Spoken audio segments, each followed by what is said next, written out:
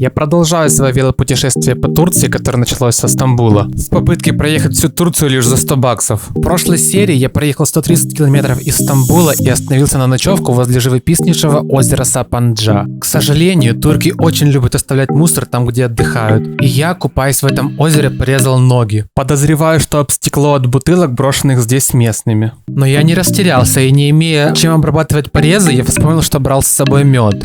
Как известно, мед один из немногих пищевых продуктов, который совершенно не портится со временем.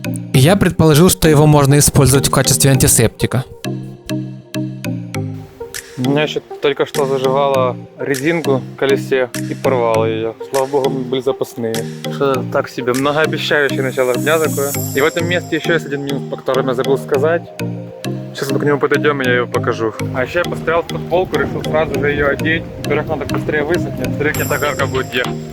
И вот еще один недостаток этого места. Эта лестница идет до самого верха, в высоту может метров 80 всего. Не знаю, как было бы лучше тащить вещи и велик по отдельности или все вместе.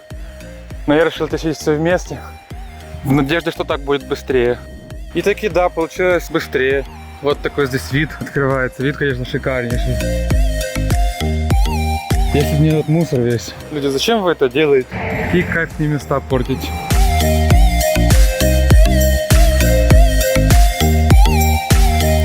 Вот заканчивается это озеро, здесь одни болота. Я вчера еще, когда выбирал место для ночевки, думал здесь остановиться. На картах такое красивое, зелененькое.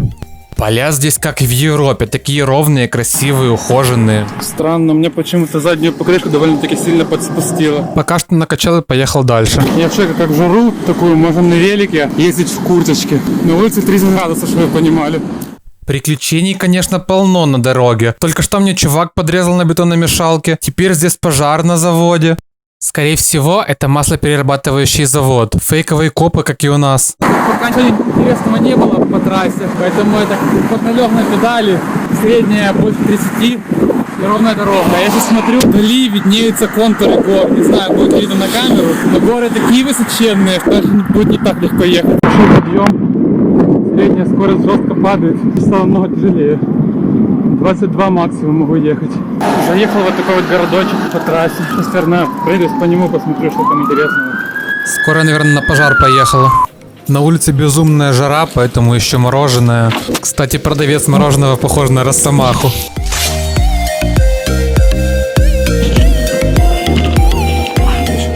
Я так понял, что он хотел вообще бесплатно его дать. Говорит, посиди тут, отдохни, кушай мороженое. Сейчас таки сделаю. Засунул еще в мой баул 2 бутылки воды, говорит, тебе пригодится. Уютный такой городочек. И мужик от мне говорит, что сейчас будут горы прям жесткие до этого Менгена. Кстати, обратите внимание на мои ресницы. Это кристаллизировалась соль от пота. Все такие медленные здесь.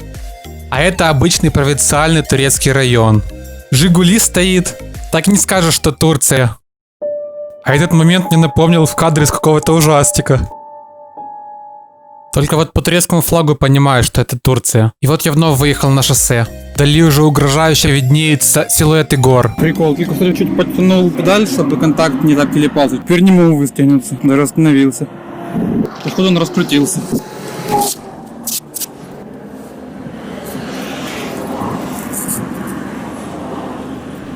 Как его теперь отсюда отковыривать? А что так и оказалось? Вот эти болты пораскручивались. Только что его еле вытащили отсюда. Сейчас я закрутил, надеюсь, сейчас ничего не будет щелкать. Такие щелчки были странные. А что я чувствую? Вонь, чего-то пластика какого-то горелого. Оказывается, это вся куча дымится. А эта штука, возле которой я остановился, оказывается, была водопроводом. Или какой-то источник посреди горы. Ширина обочины порядка 3 метров. Пока еду очень быстро по ровной дороге, наслаждаюсь, но скоро чувствую начнутся горы. Впереди себя увидел небольшой тоннель, и сейчас мне интересно туда заехать, посмотреть, какой он там. И в следующих сериях вы сможете проследить динамику изменения моего отношения к тоннелям. От интереса сейчас до дикой ненависти. Только прохолодался, уже думал кого-нибудь спросить, где тут можно покушать, и сразу же мне встретился на пути этот ресторан.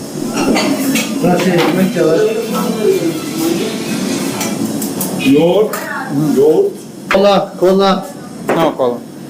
20 Ayran? Айран? Ayran Tokyo.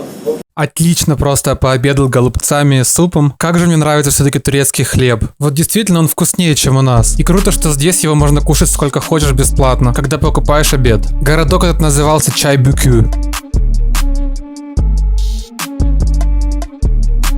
Опять Жигули.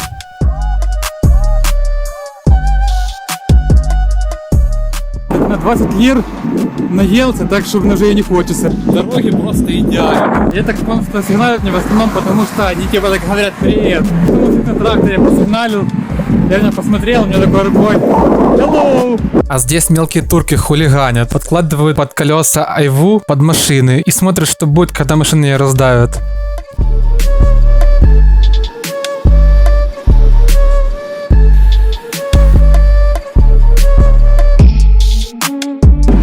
Подъезжаю к горному массиву уже. Судя по всему, это магазин, в котором продают фигурки для декора двора, сада, для ферм, чтобы разбавить экстерьер. Честно говоря, я такое только в Германии видел. Вот такие горы меня ждут впереди. А где-то далеко за ними лежит моя цель, город Гиресун, в 300 километрах от границы с Грузией. А для чего же я туда еду, вы узнаете в следующих сериях. О, это была, конечно, какая-то жесть. Только что был очень крутой затяжной подъем. Очень надеюсь, что за поворотом не будет продолжения. Во мне еще не умерла надежда, что я как-нибудь проеду между этих гор. Охренеть же я попал. Не знаю, насколько видно, но вот там вверху, самой верхушке горы, там дорога. Походу, эта трасса наезд. И тут красиво. Высота уже полкилометра. На камеру плохо видно, насколько здесь крутой подъем, но вы можете это ощутить, посмотрев на скорость еле ползущих вверх фур. И увидев эти медленные фуры, мне пришла в голову идея. Почему бы не использовать одну из них, чтобы она затянула меня наверх? Хоть фуры едут и не быстро, задача оказалась не из легких. Поскольку я боюсь упасть, я хочу полностью сравняться в скорости с ней, а уже потом безопасно, если это можно так назвать, зацепиться за нее. А на такую горку с груженным велосипедом килограмм под 50 это очень непросто. Вот с такой скоростью примерно я двигаюсь, когда не пытаюсь догнать фуру. После примерно 10 попыток мне наконец удалось догнать медленную фуру и кое-как за нее зацепиться. Жаль, что я не сделал этого раньше, самый крутой участок уже был позади, но тем не менее я сэкономил немало энергии таким образом. Здесь уклон составляет 10% согласно знаку. Я думаю, многие из вас понятия не имеют, круто это или нет. Поясню для тех, кто не в курсе. Уклон дороги всегда обозначают в процентах. Этот показатель довольно просто понять. Он показывает количество метров, на которое дорога поднимается или опускается за следующие 100 метров пути. То есть 45-градусный подъем будет 100%. Но чтобы это понимать, нужно прочувствовать самому. Он начал сигналить и ускоряться. Видимо, он видел меня в зеркале и хотел, чтобы я от него отцепился. И поскольку мы выехали на место, где уже не настолько был крутой подъем, я подумал, что это уже, наверное, вершина. Да и рука уже устала за него держаться, довольно-таки было неудобно. Офигеть, здесь круто. Ё-моё, зачем я от него отцепился? Жесть. Там еще он горы и горы. Буду сейчас пробовать еще одну фуру словить. Несмотря на то, что у меня уже появился опыт в этом деле, это сделать не так просто. Не успел. До места, где решил ночевать, осталось 19 километров. Я нашел озерцо на карте, решил там и заночевать. Планировал приехать туда до темна, но здесь такая гора. Я сейчас за час заехал где-то примерно на метров 10. Офигеть вид. Уже горы, кажется, не вверху, а внизу практически.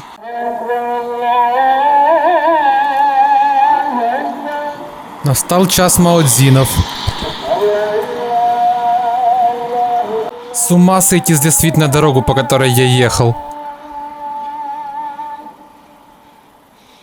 Очень интересно, после этого поворота будет уже спуск или дальше подъем. Решил сделать небольшой привальчик. Что-то гора вообще не собирается прекращаться. Уже 914 метров, а она все идет вверх и вверх. Самое фиговое, что уже ночь. Наконец-то подъем заканчивается и постепенно переходит в спуск. Да, конечно, на верхушке горы прохладненько, 15 градусов, высота 1000 метров. Все холодно, то жара, то холодина. На скорости 50 км в час, при температуре градусов 14, полночь ехать с такой горы. Жесть! Неужели обочина появилась? Фу, я сейчас заледенею. Нужно бы дорогу проверить, я сейчас проеду еще то озеро. На скоростях. походу тоже съезд на озеро. Как же холодно, елки-палки.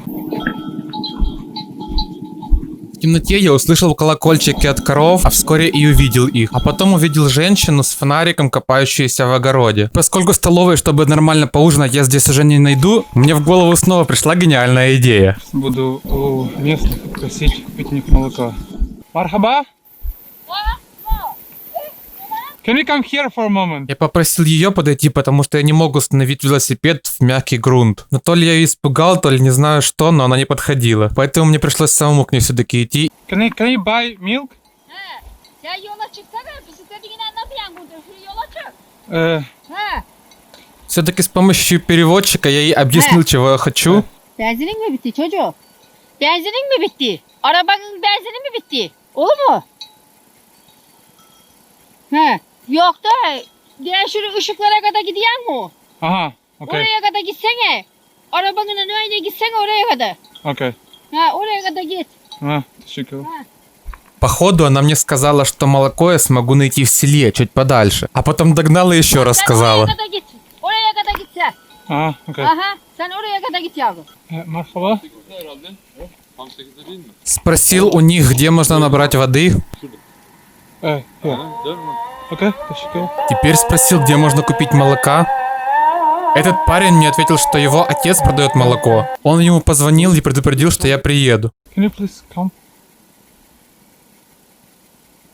Biraz süt almak istiyorum. Тю, странный, чего это он меня не понимает? Я же по его языку говорю. Он позвал, видимо, своего внука. Süt, süt. Bak şu ev var ya şurada. Я так понял, что следующий дом, а не этот. Hoş geldin. Merhaba. Alex.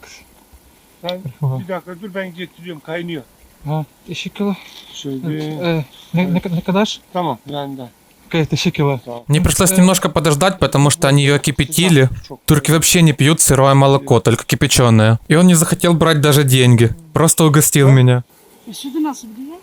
Потом еще вышла его жена, интересно было пообщаться с путешественником. А еще я у него попросил картон, потому что здесь довольно прохладно, и боюсь, что земля будет холодная. Подмощу его под спальник.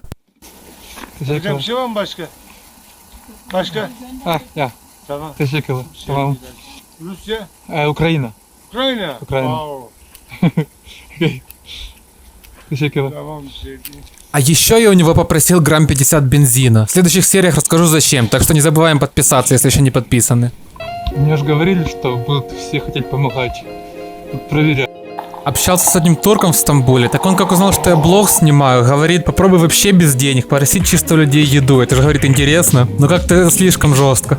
Боже, какая холодина. Как-то колесо у меня немного раскрутилось, нужно подтянуть сейчас.